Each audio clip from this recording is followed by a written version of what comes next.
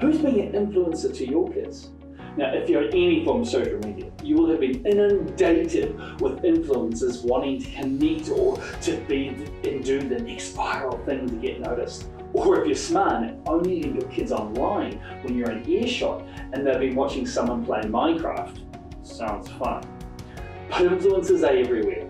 But here's the thing, they always have been. Sure, it wasn't always as easy as it is today, or now it's super easy to reach so many people with that annoying whining voice on that Minecraft game. Oh my gosh, I can't believe I just been beaten! Ah! But it's not just that we need to keep an eye on the influences our kids are watching online or at school, but who are we providing for our kids to be influencers? Now, I'm not just talking about the famous inspirational people like Caleb Clark or Bethany Hamilton.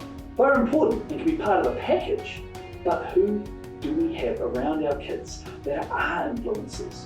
The list can be long when you sit down and work it out, from coaches to their peers, teachers, kids ministers, or leaders at church. I mean, seriously, if you took a piece of paper and wrote down who is influencing your kid's life, it can be a long list. And in many ways, it's a great exercise in examining the balance of influence in our kids. But how much is performance-driven? Teachers and coaches, fun-focused, their friends, or faith-focused? Who is being a positive influencer on our kids' faith? Where does it happen? How much is it happening? There's a saying, it takes a community to raise a child. As parents, we are still the best and most impactful child discipler in our kids' life. They watch us, they listen, even when they pretend to ignore us. And they see us and how we act in hard situations. No pressure, eh? But the more voices that back us up, the better. Not just at church, but in our social circles and our friendship groups. We want our kids to form a lasting faith.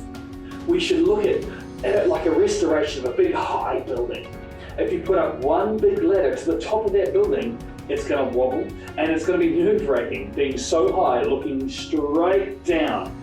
But if we scaffold around that building and go higher and higher and higher, our kids can be reassured that they have many layers to grab hold of. Each layer is different influences and can speak and encourage our kids' faith. Don't just look at influences like, oh, they are a bad influence. Not a bad thing. But more importantly, who do you want to speak into your kids' lives? Because the more influences that are positive influence and back us up as parents in faith building on our kids, the more faith resilience our kids will develop. This is Donald with Faith Hacks.